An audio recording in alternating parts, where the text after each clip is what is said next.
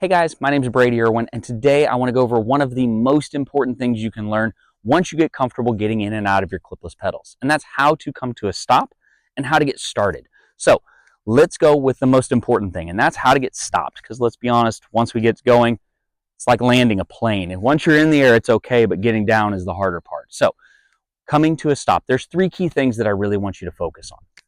The first thing is hands on the handlebars in a position where you can access the brakes. So if you're on a road bike, you're usually going to be better off on the hoods where you can get to the brake levers and you've got good balance. Your hands are going to be at the widest point.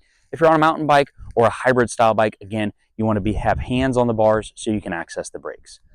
Second is you're going to unclip from the pedal before you get to your stopping point. So you don't want to be unclipping last minute, especially if you're not quite comfortable with the clipless mechanisms yet. And then lastly, when you come to that stop, you don't want to be dragging your foot across the ground at the stopping point. You want to come to the stop, be balanced, and as you get to a stop, you're then setting your foot on the ground. The problem with dragging your foot across the ground is that becomes a third contact point with the ground. And if you happen to slip with that foot, that third contact point could potentially knock you off balance. And then because of that, you're going to end up falling over or crashing. And ultimately, we want to make sure that you're safe on the bike and that we risk or reduce our risks of crashing as much as humanly possible, okay? So let's go ahead and I'll run you through the processes and what it should look like as you come to that stop, okay? As I come to a stop, you'll notice my hands are on the hoods so I can easily access the brakes to slow myself down. I unclip my right foot from the pedal, and as I'm coming to a stop, I'm balancing myself as I put my foot closer to the ground. My foot doesn't contact the ground though until I have come to a complete stop. Looking at the opposite side, you'll notice the majority of my weight is on the foot that is still clipped in.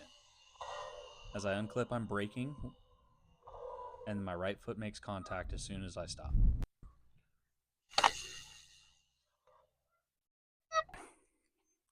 All right, so you've got stopping down. Now, the next part is let's get going again. Let's get through that intersection. Let's get back up to the group, and let's get comfortable moving from a standstill. So again, with that, just like when you're stopping, you want to have your hands on the handlebars in a comfortable position, preferably on the tops for the hoods. Again, if you're on a mountain bike or a hybrid bike, just be near the brakes. And that way you can hold that brake lever as you get going or right as you're getting ready to start. Next thing, you'll clip in with your dominant foot or the foot you feel most comfortable with.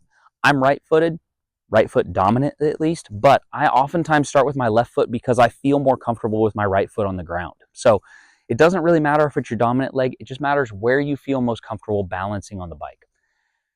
Once you're clipped in with that dominant foot, you'll keep your other leg on the ground, and then you'll bring the pedal up. So for instance, in this, if you're looking at this side of the bike, the pedal is going to be about the 1 or 2 o'clock position. And the reason for the pedal position being there is you're going to stand on the pedal. And by standing on the pedal, it's going to propel you through a portion of the intersection and give you a little bit of time to get clipped in with the other foot before you can get up to speed. Now, don't worry if you feel a little slow getting clipped in with that second foot. You can always rest that foot on the pedal. Usually the arch of the foot, or if you're on a road pedal, you just gently rest that cleat on the pedal. Just be aware that you're not quite clipped in yet. And once you get up to speed, then you can go ahead and you can get clipped in once you have a little bit more momentum and feel you're in a safe place to be able to clip in.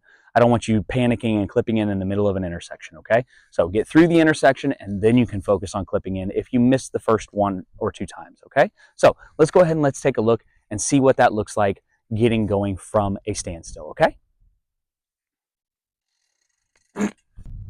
Let's first take a look at the side that we start off with that's clipped in. You'll see I bring my foot up to 45 degrees to the ground. I give a hard push or stand on the pedal, which propels me forward. Once I do that, I'm able to get my right foot in contact with the pedal and work on getting clipped in.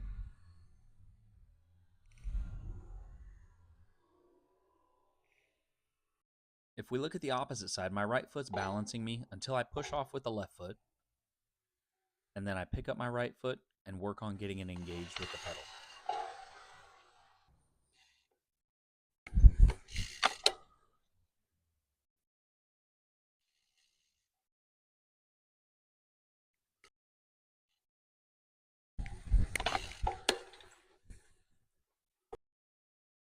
All right, so we've gone through what to do. Now let's go through what not to do. This one I call the scoot, and it's one of those you'll see people pushing off from stoplights or stop signs to try and get moving. You can alleviate that by pushing hard on the pedal as you get in contact. The next one's the foot drag. This is the one that worries me the most, as if that foot slips, you're going to end up looking like this. So let's try and avoid all that at all costs so you don't have to pick yourself up off the ground and do that intersection walk of shame.